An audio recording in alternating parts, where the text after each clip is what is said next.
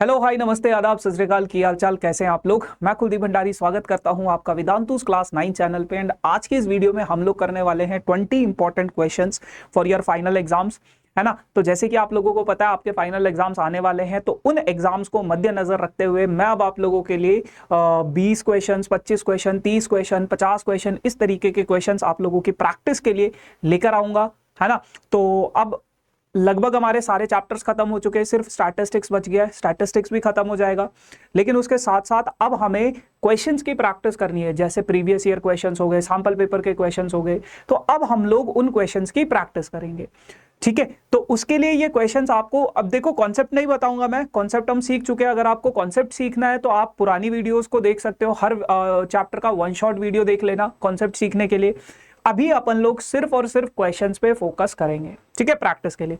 तो यार चलो फिर बढ़ते हैं आगे बिना किसी देरी के साथ, है ना। तो पहला क्वेश्चन आप लोगों की स्क्रीन पे कुछ इस प्रकार से है, लेकिन ये क्वेश्चन करने से पहले अगर अभी तक आप लोगों ने वीडियो को लाइक नहीं किया, मेक श्योर वीडियो को लाइक कर देना, चैनल को सब्सक्राइब कर देना, क्योंकि देखो अब एग्जाम आने वाला है और सही टाइम पे सही जानकारी, सटीक जानकारी आपको तभी मिलेगी जब आप लोग चैनल को सब्सक्राइब करोगे, ठीक है जी। चलो तो यार शुरुआत करते हैं अपने इस क्वेश्चन के साथ, which is 7 plus under root 5 divided by 7 minus under root 5 minus 7 minus under root 5 divided by 7 plus under root 5, है ना। तो ये चीज है। अब अगर मैं क्रॉस मल्टीप्लाई कराऊं, सबसे पहले एलसीएम लेने की कोशिश करूं, तो ये हो जाएगा मेरे पास 7 प्लस अंडर रूट 5 इसका square minus 7 minus under root 5 इसका स्क्वायर, और डिनोमिनेटर में ये आपस में मल्टीप्लाई हो जाएगा 7 minus under root 5 into 7 plus under root, है ना। तो ऊपर मेरे पास बच जाएगा आपके पास क्या, a प्लस बी का होल स्क्वायर, यानी कि a square plus B square plus 2 into A into B, ठीक है, ब्रैकेट का यूज करो, minus A square plus B square minus 2 into A into B, है ना। ये हो जाएगा divided by A minus B into A plus B, यानी कि ए का स्क्वायर माइनस बी का स्क्वायर, ठीक है ना। ये चीज हो जाएगी। उसके बाद जब मैं यहां पे ब्रैकेट ओपन करूंगा, 7 का स्क्वायर हो जाएगा बेटा 49, रूट 5 का होगा 5 प्लस 14 अंडर रूट 5, एक तो ये हो जाएगा। इधर वाले ब्रैकेट के अंदर क्या होगा, 49 plus 5 minus 14 under root 5 divided by, नीचे है आपके पास a plus b, a square minus b square, यानी कि 49 माइनस 5।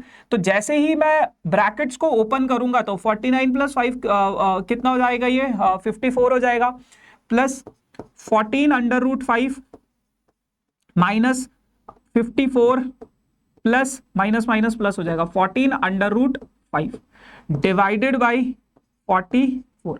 54 से 54 कैंसिल हो जाएगा, 14 प्लस 14 कितना हो जाएगा, 28 under root 5 divided by 44।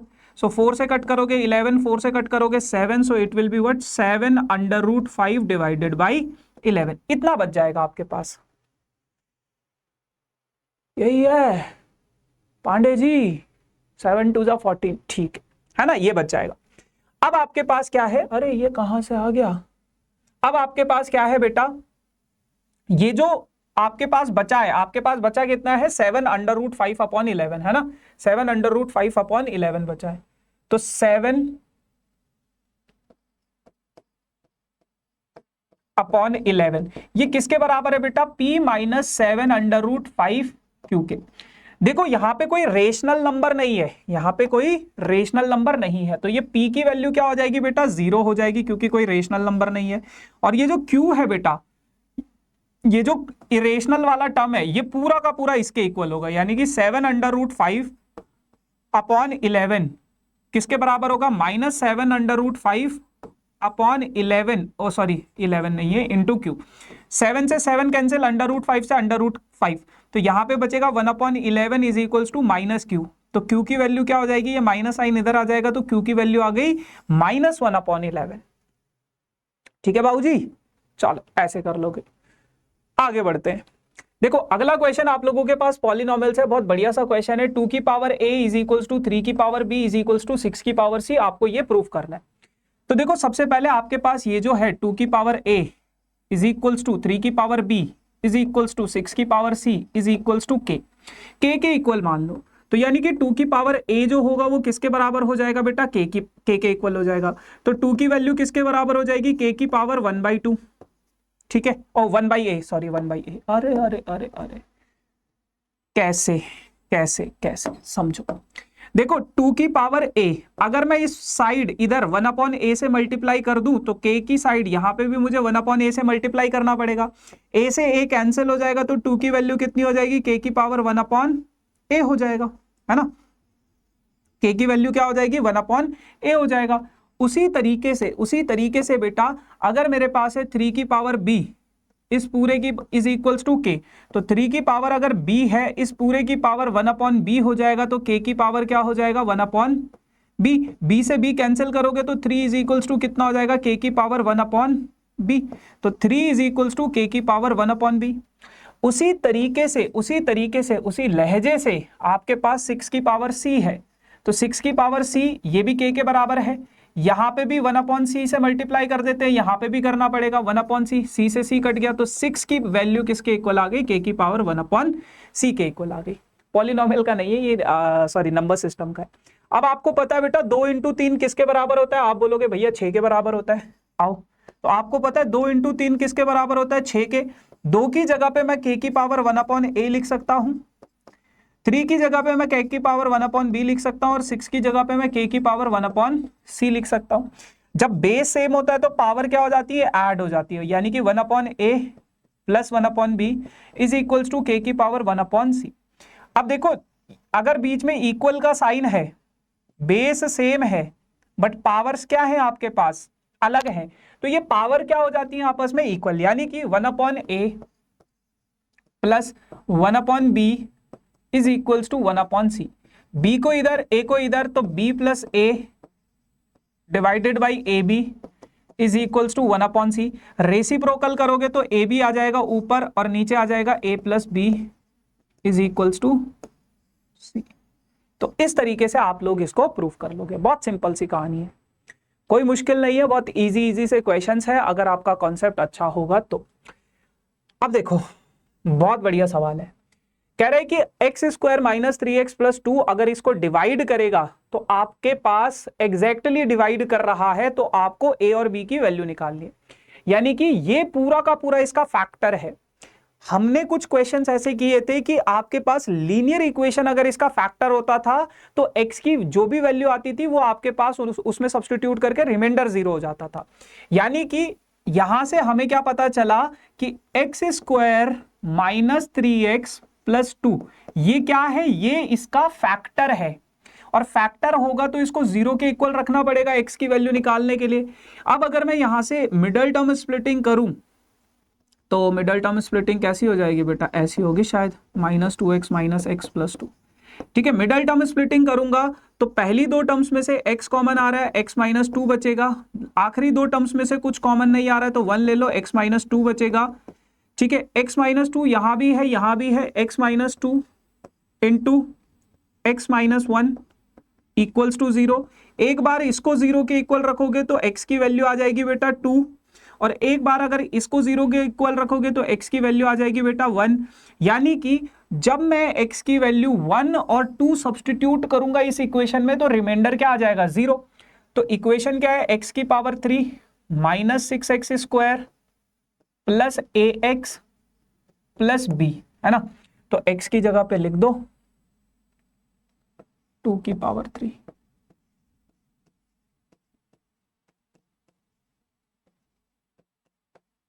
Equals to 0। तो 8 minus 6 4 24 plus 2a plus b बराबर 0 के। तो यहां पे अगर मैं इसको सॉल्व करूंगा तो ये कितना हो जाएगा, 8 और 6 14 minus 16 plus 2a plus b equals to 0। तो 2a plus b is equals to 16 हो जाएगा।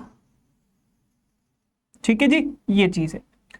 अगला आपके पास क्या है, अगला आपके पास क्या है, सेम इक्वेशन है, x की power 3 minus 6x square plus ax plus b, है ना। जैसे ही मैं 1 सब्सटीट्यूट करूंगा तो 1 की पावर 3 माइनस 6 इंटू 1 की power 2 plus a into 1 plus b equals to 0। 1 minus 6 plus a plus b is equals to 0। तो ये हो जाएगा आपके पास -5 plus a plus b is equals to 0। तो a प्लस b की वैल्यू कितनी हो जाएगी बेटा आपके पास, 5 के इक्वल हो जाएगी, 5 के इक्वल हो जाएगी। तो a प्लस बी 5 के इक्वल, 2a प्लस बी 16 के इक्वल हो जाएगा आपके पास। अब थोड़ा और समझो, a प्लस बी अगर बेटा 5 के इक्वल है तो a की वैल्यू कितनी हो जाएगी, 5 माइनस b हो जाएगी, ठीक है ना। अच्छा, दूसरा क्या था equation, 2a plus b is equals to 16, 2a plus b is equals to 16। अब यहां पे अगर मैं a की वैल्यू सब्सटीट्यूट करूं, 5 minus b plus b is equals to 16, 2 into 5 10 minus 2b plus b 16 के इक्वल। 16 को उधर भेज दो, minus b is equals to 10 उधर जाएगा तो कितना हो जाएगा, ये पॉजिटिव 6 हो जाएगा आपके पास आंसर। तो b की वैल्यू कितनी आ जाएगी बेटा, -6 आ जाएगा, ठीक है जी।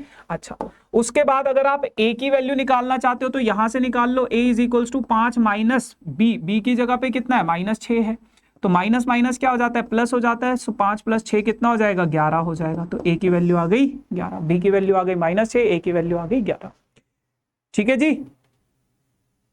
चलो आगे बढ़ते हैं। अगला सवाल आप लोगों के पास है कुछ इस तरीके से, फैक्टराइजेशन करना है। देखो कभी भी अगर आपके पास a क्यूब b क्यूब दो टर्म्स का क्यूब बन जाए तो आप ये सोचना यार ये मेरे पास कहीं आइडेंटिटी तो नहीं बन रही है कोई। क्या मैं इस 125 को ऐसे लिख सकता हूं 5a का होल क्यूब, आप बोलोगे भैया बिल्कुल लिख सकते हो। b को ऐसे लिख सकता हूं b का होल क्यूब, ठीक है। अच्छा, फिर आपके पास है बेटा 64c का क्यूब, यानी कि इसको मैं ऐसे लिख सकता हूं 4c का होल क्यूब माइनस इस 60 को ऐसे लिख सकता हूं 3 into 5a into b into 4c, ऐसे लिख सकता हूं। देखो 5 4 20, 20 इंटू 3 60 abc बन रहा है, ऐसे लिख दिया।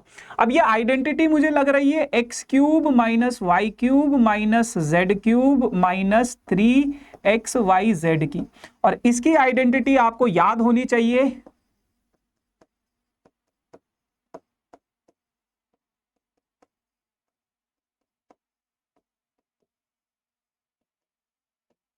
Minus ZX। ये आपके पास इसकी आइडेंटिटी होती है। बस अब चिपकाओ इसमें, यानी कि 5a plus b plus 4c a plus मतलब x plus y plus z into x square, यानी कि 5a का होल स्क्वायर प्लस b का स्क्वायर प्लस 4c का होल स्क्वायर माइनस xy, यानी कि 5a into b minus b into 4c minus 4c into 5a, ये हो जाएगा, ये हो जाएगा भैया, ठीक है। बस हो गया इसका factorization. 5a plus b plus 4c into 5 का करोगे 25a का स्क्वायर प्लस b का स्क्वायर प्लस 4c की जगह पे 16c का square minus 5ab minus 4bc minus 20ac, ये हो जाएगा। इसके आगे शायद ये हो नहीं पाएगा, ठीक बा, बस ये हो गया इसका, ठीक है जी। इस तरीके से आप लोग कर सकते हो इसको। शायद 2 से करके किया है क्या इन्होंने, नहीं सिर्फ इतना ही है, ठीक है।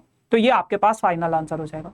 अब एक और चीज आप ध्यान रखो यार, अगर आपके पास कोई भी क्वेश्चन आ रहा है ना, अगर आपके पास कोई भी क्वेश्चन आ रहा है तो आप थोड़ी देर के लिए उस वीडियो को पॉज करो, वीडियो को पॉज करो, खुद से उस क्वेश्चन को सॉल्व करने की कोशिश करो। जैसे ये क्वेश्चन है, खुद से करने की कोशिश करो, हो जाता है तो बहुत अच्छी बात है, नहीं होता है तो फिर सॉल्यूशन देखो, है ना। वो सबसे बेस्ट तरीका होता है प्रैक्टिस करने का। अब आपके पास क्या है, x is equals to 3, x की वैल्यू 3 है, y is equals to 4, y की वैल्यू 4 है, is a solution of the equation. आपके पास ये एक इक्वेशन है 5x minus 3y is equals to k, ये एक इक्वेशन है, ये एक इक्वेशन है, ठीक है ना, ये एक इक्वेशन है। 5x minus 3y is equals to के। तो आपको k की वैल्यू निकालनी है। कैसे आप लोग k की वैल्यू निकालोगे? बहुत सिंपल है यार, x की जगह पे क्या बोल रहा है 3 लिखो, y की जगह पे क्या बोल रहा है 4 लिखो, k के बराबर होगा। तो 15 माइनस 12, 15 में से 12 गए तो 3 हो गया, तो 3 हो गया तो k की वैल्यू आ गई 3। बस और क्या है इसमें, बहुत सिंपल सा क्वेश्चन था ये, बहुत सिंपल सा। Draw the graph of the equation y is equals to 3x। आपके पास एक इक्वेशन है y is equals to 3x, आपको इसका ग्राफ ड्रॉ करना है। क्या ड्रॉ करना है? इसका ग्राफ ड्रॉ करना है। Find the value of y when x is equals to 2, और फिर y की वैल्यू निकालो जब x 2 है। वो तो बहुत सिंपल सी कहानी है, लेकिन ग्राफ के लिए आपको सॉल्यूशन चाहिए। सॉल्यूशंस कैसे? पहले x को 0 रखो, अगर x 0 रखोगे तो बेटा y की वैल्यू कितनी आ जाएगी आपके पास? y भी आपके पास आ गया 0। तो एक सॉल्यूशन आपको ये मिल गया। दूसरा सॉल्यूशन आप क्या, x की कोई भी वैल्यू सब्स्टिट्यूट कर दो। मान लो आपने x को रख दिया है 3, x को रख देते हैं 3, तो x को अगर मैं 3 रखूंगा तो y की वैल्यू कितनी आ जाएगी? तो दो सॉल्यूशन, कम से कम दो सॉल्यूशन आपके पास होना चाहिए। पहला है 0,0, दूसरा क्या है बेटा 3,9। अब बस इसका ग्राफ ड्रॉ करना है। 0,0 यहां पे है, मान लो ये 3 है यहां पे, और 9 अगर यहां पे है तो ये 3,9 हो गया। इस तरीके से आपके पास ये स्ट्रेट लाइन आ जाएगी। अब आपको कह रहे हैं कि अगर x की वैल्यू 2 होगी तो y की वैल्यू निकालो, 6 आ जाएगा। ठीक है जी, ऐसे कर सकते हो आप इसको। ठीक है भैया,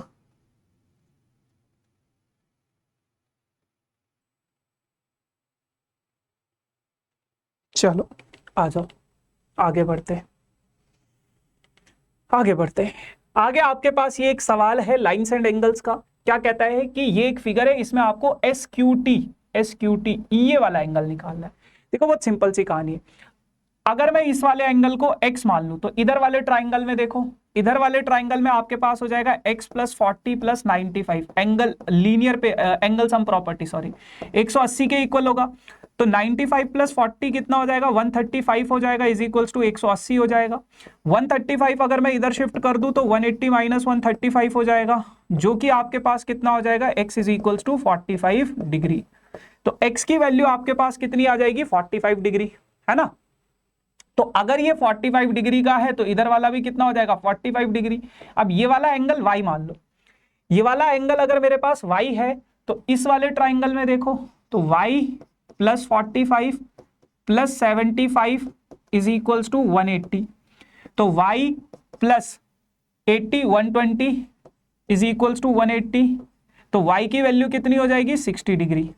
y की वैल्यू कितनी हो जाएगी? 60 डिग्री। ठीक है जी, ऐसे आप लोग इस क्वेश्चन को सॉल्व कर सकते हो। चलो अगला सवाल आप लोगों के पास सेम लाइन्स एंड एंगल से है। कह रहे हैं कि अगर ये वाला, ये साइड और ये साइड इक्वल है, ये नहीं है, ये इक्वल नहीं है, ये दोनों साइड आपस में इक्वल है, ये एंगल 108 दे रखा है, ये x की वैल्यू निकालो। और आपके पास कुछ और भी दे रखा है, ए बी डी बी के इक्वल है, और एंगल DAC को ये जो लाइन है ये 1:3 में डिवाइड कर देती है। एंगल DAC को इसने, AB ने 1:3 में, यानी कि इधर वाला 1 होगा, शायद 1 होना चाहिए ये वाला, ठीक है, ये वाला 1 होगा और ये वाला 3 होगा। तो यानी कि इधर वाला अगर मैं a मान लूं तो ये कितना हो जाएगा? 3a हो जाएगा, क्योंकि रेशो में कभी भी होता है तो किसी वेरिएबल से भी आपको मल्टीप्लाई करना पड़ता है। अब बेटा अगर ये a है तो ये भी क्या होगा? a होगा। उसके अलावा अगर मैं बात करूं इन तीनों एंगल्स का सम, a plus 3a plus 108 degree, तीनों एंगल्स का सम कितना होगा? 180 डिग्री के इक्वल। तो a plus 3a 4a is equals to 72 degree हो जाएगा, है ना। अब 72 ही होगा, बिल्कुल होगा। 4 1 जा 4, 8 4 जा 32, तो a की वैल्यू कितनी आ गई बेटा? 18 डिग्री आ गई।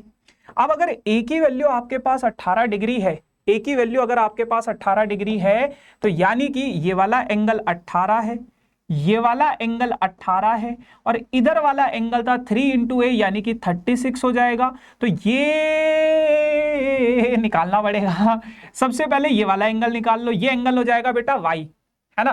तो आपको पता है बेटा y plus 18 plus 18 angle sum property 180 के इक्वल होगा। तो y जो y होगा हमारे पास,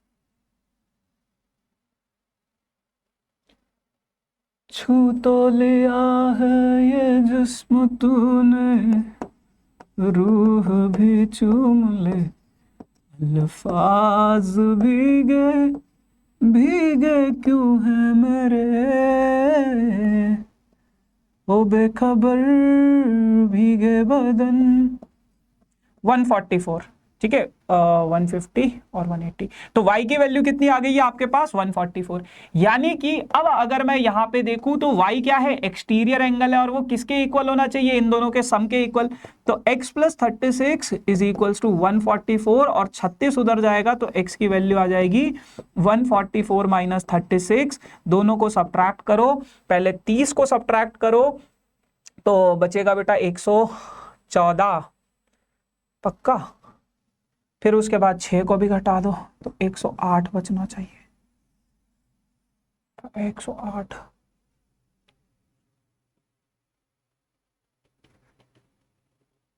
x की वैल्यू 90 आ रही है, क्योंकि बी ए डी को इन्होंने y माना है। ये जो एंगल DAC, ये जो एंगल DAC है ना, ये बेटा आपके पास 1:3 दिया गया है, तो हिसाब से तो ऐसा ही होना चाहिए, इधर वाला 1 होना चाहिए, इधर वाला 3 के रेशो में होना चाहिए, क्योंकि 1:3 का। बट इन्होंने इसको कुछ और माना है, y इसको y, मतलब इधर वाले को y माना है, उधर वाले को BAC को 3y माना है। BA, हाँ तो ठीक तो है, BAC को 3y माना है। अबे तो ठीक तो है, तो फिर कहाँ गड़बड़ की है अबे।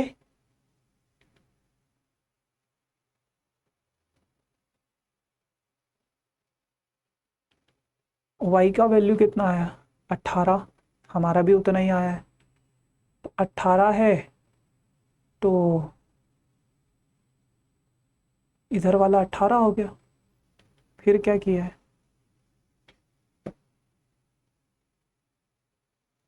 एक्सटीरियर एंगल प्रॉपर्टी,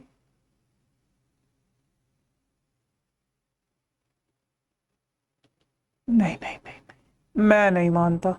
ADC और ACD, ADC और ACD, हाँ यहाँ पे तो लग सकता है। तो y का वैल्यू आया था 18 प्लस x 108 के इक्वल है, मतलब हमने कहीं पे कैलकुलेशन में गड़बड़ किया है। आंखें, ओ हो, हाँ हाँ हाँ हाँ हाँ, यहाँ पे गड़बड़ हुआ है। तो बेटा ये y है, और y की वैल्यू, नहीं यार,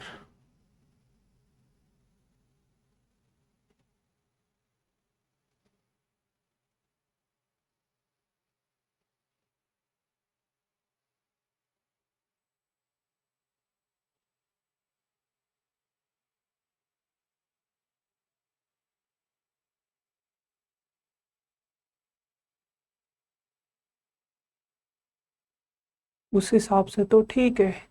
तो ये भी तो होना चाहिए ना, ये भी तो एक्सटीरियर एंगल है, ये एक स्ट्रेट लाइन है, एक्सटीरियर एंगल सम ऑफ, तो वाई होना तो चाहिए। क्या मैंने ये सही सब्ट्रैक्ट किया है, 40 50 हो जाएगा, 3 180 हो जाएगा, किया तो ठीक है। 18 इंटू 18 प्लस 18 36 होता है।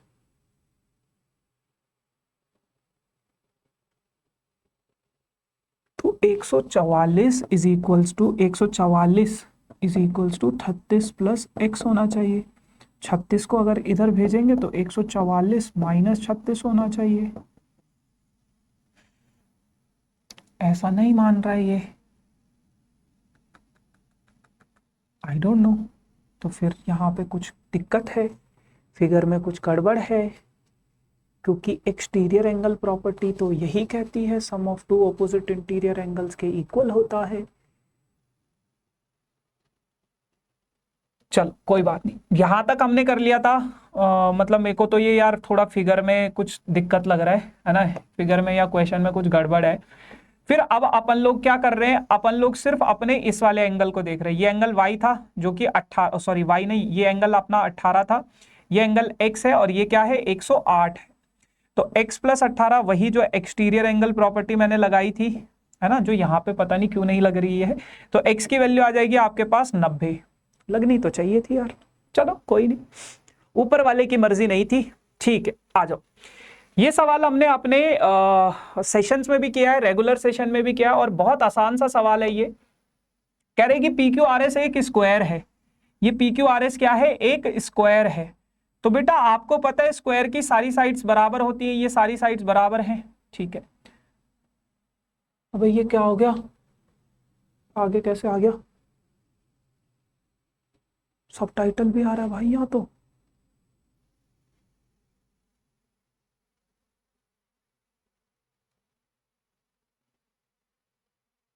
कहाँ था ये,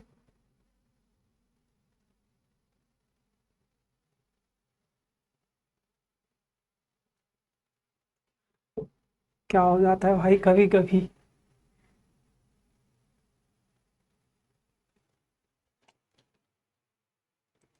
ठीक है, चलो, है ना। तो ये आप लोगों के पास क्या है, ये आप लोगों के पास इस तरीके से बताया गया। अच्छा, अब उसके बाद अगर मैं बात करूं, ये आपके पास स्क्वायर है, उसके बाद ये आपके पास क्या है, ऊपर इक्विलेटरल ट्रायंगल है। अब जितना ये होगा उतना ही ये भी होगा, यानी कि ये सारी की सारी साइड्स क्या है, आपस में बराबर है। अगर ये x है तो ये भी x होगा, ये भी x होगा, ये ऊपर ट्रायंगल की साइड्स भी क्या है, x हो जाएंगी। ठीक है जी। अच्छा, अब आपको पता है स्क्वायर का जो एंगल होता है कितने डिग्री का होता है, 90 डिग्री का होता है, और ट्राइंगल, इक्विलेटरल ट्राइंगल का जो एंगल होता है 60 डिग्री का होता है। तो ये पूरा का पूरा एंगल यहाँ पे कितने डिग्री का बन जाएगा बेटा, 150 डिग्री का बन जाएगा, 150 डिग्री का। तो अब आप अपने सिर्फ उस वाले ट्राइंगल को देखो, टी आर क्यू, ये और ये आपस में बराबर है, ये एंगल आपके पास 150 है। तो ये एंगल अगर मैं y मान लूं तो ये वाला एंगल भी y होगा, क्योंकि साइड इक्वल है। तो y plus y plus 150 is equals to 180 हो जाएगा, 150 उधर जाएगा तो 2y इज इक्वल्स टू 30 हो जाएगा। तो y की वैल्यू कितनी आ जाएगी, 15। ठीक है बेटा, तो y की वैल्यू कितनी आ जाएगी, 15 डिग्री, बस यही निकालना था हमने। ठीक है रामलाल, चलो now BE and CF are two equal altitudes of a triangle ABC। कह रहे हैं कि आपके पास एक ट्राइंगल है बेटा ABC, तो ट्राइंगल बना दो ABC, ठीक है। और इसके दो एल्टीट्यूड है, एक एल्टीट्यूड है बेटा ये, और एक एल्टीट्यूड है बेटा ये, BE एंड CF। ठीक है, ये दो इक्वल एल्टीट्यूड्स है। अब आपको ये प्रूव करना है कि ये एक आइसोसेलेस ट्राइंगल है। तो आपके पास गिवन क्या है बेटा, गिवन आपके पास है क्या, कि BE is equals to CF, BE is equals to CF। ठीक है, ये एंगल और ये एंगल आपके पास 90 डिग्री का है, यानी कि BE and CF are altitude, altitude यानी कि जो 90 डिग्री का एंगल बनाते हैं, जिसमें थोड़ा सा एटीट्यूड भी होता है। टू प्रूव, अब आपको प्रूफ क्या करना है बेटा, कि AB और AC आपस में इक्वल है, क्योंकि आपको एक आइसोसेलेस ट्राइंगल प्रूफ करना है ना। तो AB और AC जब इक्वल होंगे तभी तो वो आइसोसेलेस ट्राइंगल प्रूफ होगा। तो हमने क्या किया, हमने इधर वाले ट्राइंगल और इधर वाले ट्राइंगल में थोड़ा बहुत देखा। अच्छा, उसने बोला RHS क्राइटेरिया ही यूज करना, कोई और क्राइटेरिया मत यूज करना भैया। तो ये 90 हो गया, या ठीक है, हाइपोटेन्यूज इक्वल हो गया, ठीक है। इन दोनों ट्राइंगल्स को मत देखो, फिर आप लोग देखो इन दोनों ट्राइंगल्स को, अगर RHS क्राइटेरिया यूज करना है तो ये वाला ट्राइंगल नीचे जो बन रहा है और ये वाला ट्राइंगल नीचे जो बन रहा है, ठीक है। तो आपने कहा in triangle BEC and triangle BFC, अगर मैं इन दोनों ट्राइंगल में देखूं बेटा, तो ये एंगल 1 है, ये एंगल 2 है, तो दोनों के दोनों 90 डिग्री के हैं। ठीक है, BC दोनों में कॉमन है,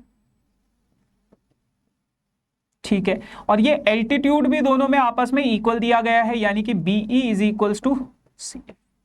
ठीक है, ये कॉमन है और ये क्या है, गिवन है। तो बेटा इसका मतलब क्या, दोनों के दोनों ट्राइंगल्स क्या हो गए, कॉन्ग्रुएंट हो गए।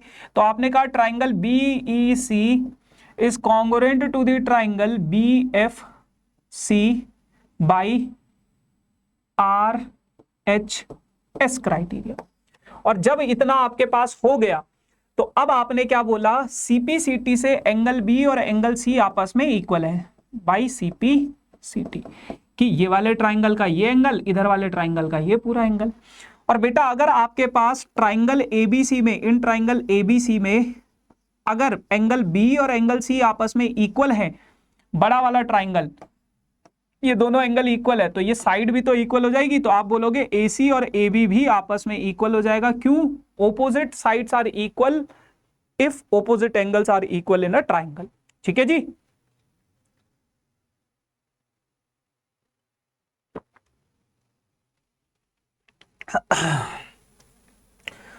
तो बस ऐसे आप लोग इसे आइसोसेलेस ट्राइंगल प्रूव कर सकते हो। चल, अब उसके बाद आप लोगों के पास एक और सवाल है, triangle ABC is a parallelogram and AP and CQ are perpendiculars from the vertices A and C diagonal BD on diagonal BD। अब आपके पास ये बोला गया है कि ये दोनों ट्राइंगल्स को कॉन्ग्रुएंट प्रूव करो और AP is equals to CQ prove करो। कैसे करोगे? देखो बहुत सिंपल सी कहानी, ABCD एक पैरेललोग्राम है, ABCD एक पैरेललोग्राम है। पैरेललोग्राम की ऑपोजिट साइड्स क्या होती है, इक्वल होती है। ये इसके बराबर है, ये इसके बराबर है। आपको triangle APB, where is APB, ये रहा APB, ये वाला ट्राइंगल, और CDQ, ये दोनों ट्राइंगल्स को कॉन्ग्रुएंट प्रूफ करना है। ये एंगल 1 माना मैंने, ये एंगल 2 माना, तो एंगल 1 और एंगल 2 आपस में इक्वल है। ये एंगल 3 माना, ये एंगल 4 माना, तो 90 डिग्री के एंगल्स है। ये साइड और ये साइड आपस में इक्वल है, तो बेटा एंगल एंगल साइड क्राइटेरिया से दोनों ट्राइंगल्स कॉन्ग्रुएंट हो गए। कुछ मतलब मैं लिख नहीं रहा हूं यहाँ पे, बट आप लोग इजीली लिख सकते हो। तो ये दोनों ट्राइंगल्स अगर कॉन्ग्रुएंट हो गए तो CPCT से आप नहीं, कुछ लिखने की भी जरूरत नहीं पड़ी, सब कुछ आसानी से आप लोग इस तरीके से कर सकते हो। ठीक है, बाकी लिखोगे कैसे एग्जाम में, ऐसे लिखोगे। चल, show that quadrilateral formed by joining the mid points of the pair of adjacent side of a rectangle is a rhombus. देखो इसको आप लोग मिड पॉइंट थ्योरम से भी कर सकते हो, और एक बहुत बढ़िया सा तरीका मैं बताता हूं आपको। ABCD मान लो एक रेक्टेंगल है, ABCD क्या है, एक रेक्टेंगल है। अगर ABCD एक रेक्टेंगल है तो इसके मिड पॉइंट्स को अगर मैं ज्वाइन कर दूं, अगर इसके मिड पॉइंट्स को मैं ज्वाइन कर दूं, मान लो ये है P, ये है Q, ये है R और ये है S, तो मिड पॉइंट्स को अगर ज्वाइन किया जाए, मिड पॉइंट्स को अगर ज्वाइन किया जाए, तो बेटा आपको पता है रेक्टेंगल की ऑपोजिट साइड इक्वल होती है। AB किसके इक्वल होगा, DC के, और AD किसके इक्वल होगा, BC के। ऑपोजिट साइड्स क्या है, आपस में इक्वल होती हैं। ठीक है, अच्छा जी। अब अगर ये मेरे पास x है तो ये भी कितना होगा, x होगा, तो ये भी x होगा, ये भी x होगा। ये अगर मेरे पास y है तो बेटा ये भी कितना होगा, y होगा, क्योंकि मिड पॉइंट है, तो ये भी कितना है, y है, और ये भी कितना है, y है। तो आपको पता है रेक्टेंगल के सारे एंगल 90 डिग्री के होते हैं। पाइथागोरस थ्योरम लगाओगे तो ये वाली साइड आ जाएगी √x² प्लस y²। उसी तरीके से पाइथागोरस थ्योरम लगाओगे √x² प्लस y²। उसी तरीके से पाइथागोरस थ्योरम लगाओगे √x² प्लस y²। और यहाँ पे पाइथागोरस थ्योरम लगाओगे तो √x² प्लस y²। यानी कि आपके पास आ गया PQ बराबर है बेटा किसके, QR के। QR किसके बराबर है बेटा, RS के। RS किसके बराबर है, SP के। तो चारों साइड्स अगर इक्वल हैं तो ये क्या हो जाएगा आपके पास, रोम्बस हो जाएगा। बाकी अगर आप लोग इसे मिड पॉइंट थ्योरम से करना चाहो तो ऐसे कर सकते हो, मिड पॉइंट थ्योरम से भी कर सकते हो, बट मुझे ये ज्यादा इजी लग रहा है तो कर लेना। समझ में आया जी? चलो अगला सवाल, N isosceles triangle has perimeter. अब देखो हीरोन्स फार्मूला से, हीरोन्स फार्मूला से आपके पास डायरेक्ट क्वेश्चंस आते हैं और बहुत इजी क्वेश्चंस होते हैं। कह रहे हैं कि एक आइसोसेलेस ट्राइंगल है, आइसोसेलेस ट्राइंगल जिसकी दो साइड इक्वल होती है, तो ये x मान लिया, ये x मान लिया। इसका बेस कितना है बेटा, 30 है। ठीक है, एंड बेस 30 नहीं है, पेरीमीटर 30 है पुत्र। आ जाओ, इसकी जो इक्वल साइड है वो दे रखी है आपको कितनी, 12 और 12। ये कितनी है, 12, और ये कितनी है, 12, और पेरीमीटर आपको दिया गया बेटा 30 सेंटीमीटर। इसको x मान लेते हैं। तो आपको पता है बेटा पेरीमीटर क्या होता है, सम ऑफ ऑल साइड्स, सभी साइड्स को ऐड कर दो तो पेरीमीटर के इक्वल हो जाएगा। 24 plus x is equals to 30, तो x की वैल्यू आ जाएगी आपके पास कितनी, 6। अब अगर x की वैल्यू आ गई है आपके पास 6, अगर x की वैल्यू आ गई है आपके पास 6, तो आपको एरिया ऑफ ट्राइंगल निकालना है। सबसे पहले मुझे क्या निकालना पड़ेगा, सेमी पेरीमीटर, वो क्या होता है, पेरीमीटर का आधा, यानी कि 30/2, 30/2 यानी कि कितना हो जाएगा, 15। अब सबसे पहले आप s माइनस ए निकाल लो, यानी कि 15 माइनस 12 कर लो, 15 माइनस 12 हो जाता है 3। s माइनस बी कर लो, s माइनस बी यानी कि 15 माइनस 12, वो भी कितना है 3। फिर s माइनस सी निकाल लो, वो कितना है बेटा 15 माइनस 6, 15 माइनस 6 कितना हो जाएगा 9। ठीक है, अब आपको area of triangle, area of triangle Heron's formula के ट्राइंगल के एरिया का जो फॉर्मूला है वो है under root s into S minus A into S minus B into S minus, S कितना है, एस कितना है, एस आपके पास है 15 इंटू 3 इंटू 3 इंटू 9। ठीक है, तो ये हो जाएगा आपके पास 5 इंटू 3, 3 इंटू 3, 3 इंटू 3, तो ये बन गया, ये बन गया, तो ये बन गया 3 और 3 बाहर आ गया, अंडर रूट 5 इंटू 3 अंदर बच गया, तो ये हो जाएगा 9 under root 15 centimetre square area. बहुत सिंपल है, हीरोन्स फॉर्मूला से तो कुछ भी आ जाए, आप मतलब ये समझ जाना कि वो मेहरबान है आप पे कि लूट लो नंबर लूट लो। A triangular side walls of a flyover, एक फ्लाईओवर है, उसकी ये जो वॉल्स दिख रही है ट्राइंगल शेप की है, ठीक है जी, 22 मीटर, 120 मीटर और 122 मीटर। ठीक है, अच्छा उसके बाद कह रहे हैं कि इस पे व्हाइट वॉश किया जा रहा है, और किस तरीके से व्हाइट वॉश किया जा रहा है, जो उसका व्हाइट वॉशिंग का कॉस्ट है वो है कितना, 5000 पर मीटर स्क्वायर पर ईयर।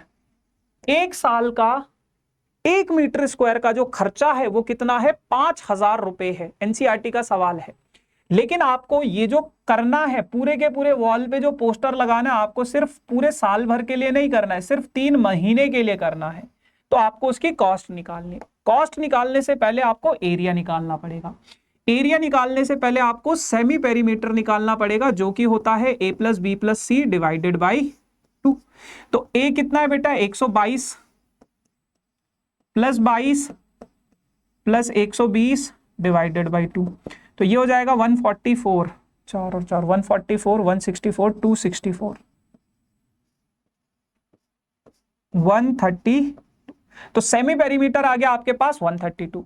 अच्छा उसके बाद यहीं पे आप s माइनस ए निकाल लो, यानी कि 132 minus 122 10, s minus b 132 minus 120 यानी कि 12, अब ठीक कर रहा हूं, s माइनस सी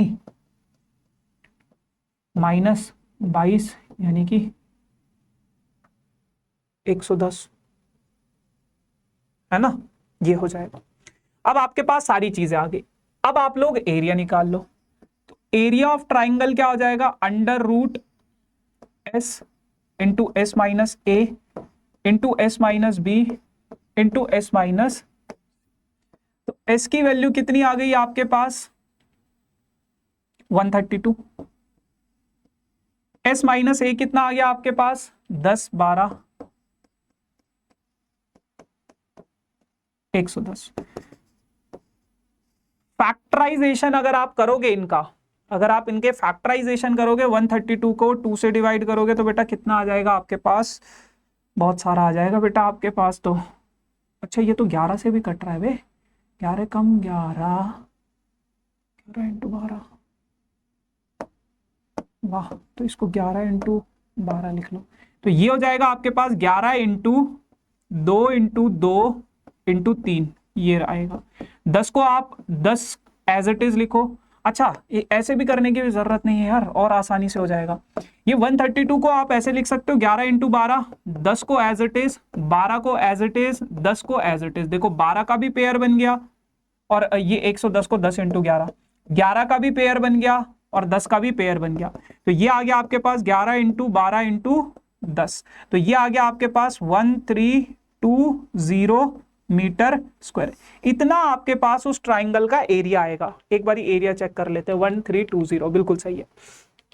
अब अगर आपके पास इतना एरिया है तो आपको बोला गया था एक साल यानी कि 12 मंथ की जो कॉस्ट है कितनी है, 5,000 रुपए है पर मीटर स्क्वायर।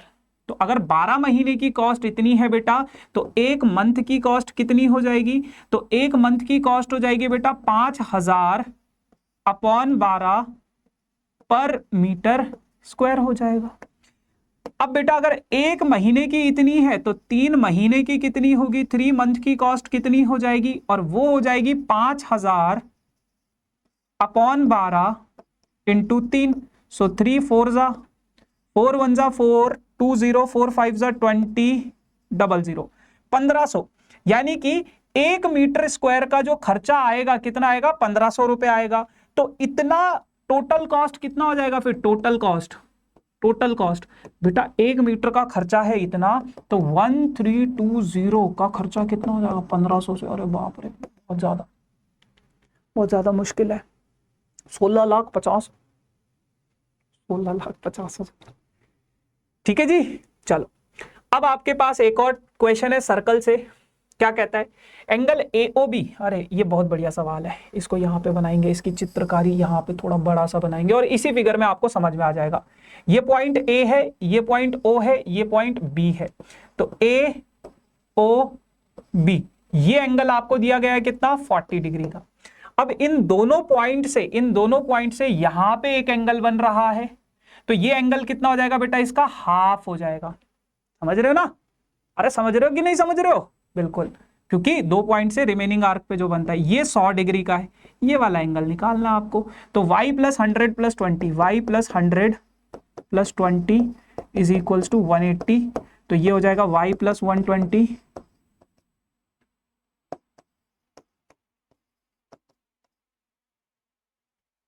120 उधर जाएगा तो 60 हो जाएगा। तो y की वैल्यू कितनी आ गई आपके पास, 60। So simple. ठीक है जी, चल अब आपके पास सरफेस एरिया एंड वॉल्यूम का एक सवाल है। The required slant height and base of the diameter of a conical tomb. आपके पास एक कोनिकल टॉम्ब है जिसका स्लैंट हाइट आपको दिया गया बेटा 25 मीटर, और बेस का जो डायमीटर दिया गया है बेटा 14 मीटर। तो रेडियस हो जाएगा चाचा जी कितना, 7 मीटर। ठीक है, find out the cost of white washing on it's curved surface. अब इसके कर्व्ड सरफेस पे व्हाइट वॉशिंग हुई है, तो पहले कर्व्ड सरफेस एरिया निकालो जो कि होता है पाई RL। पाई की वैल्यू 22/7, रेडियस 7 है, L 25 है, 7 से 7 काटोगे तो इन दोनों को मल्टीप्लाई कराओगे 550 आ जाएगा मीटर स्क्वायर। 550 मीटर स्क्वायर क्या है, इसका कर्व्ड सरफेस एरिया है। अब आपको कॉस्ट निकालनी है। कह रहे कि 100 मीटर स्क्वायर का खर्चा 210 रुपए है, तो 1 मीटर स्क्वायर का खर्चा कितना आ जाएगा, 210/100 टोटल कॉस्ट। 550 इंटू 210/,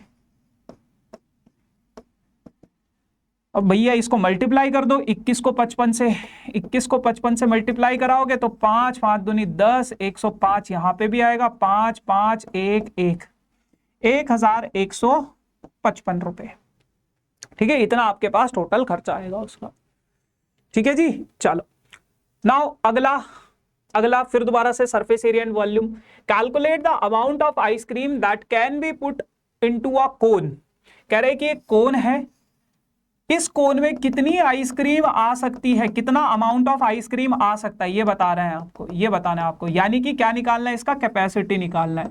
और बेटा कैपेसिटी क्या होता है, कैपेसिटी होता है वॉल्यूम के बराबर, कैपेसिटी होता है वॉल्यूम, यानी कि वॉल्यूम निकालना है। रेडियस दिया है, हाइट दी है, सब कुछ दिया है, वॉल्यूम लगा लो बस। देखो बहुत सिंपल से क्वेश्चन है आज के इस सेशन में। अगला सेशन जो होगा थोड़ा सा लेवल अप करके लेकर आऊंगा। Volume is equals to 1/3 pi r square h। 1/3 pi की वैल्यू क्या हो जाएगी आपके पास, 22/7।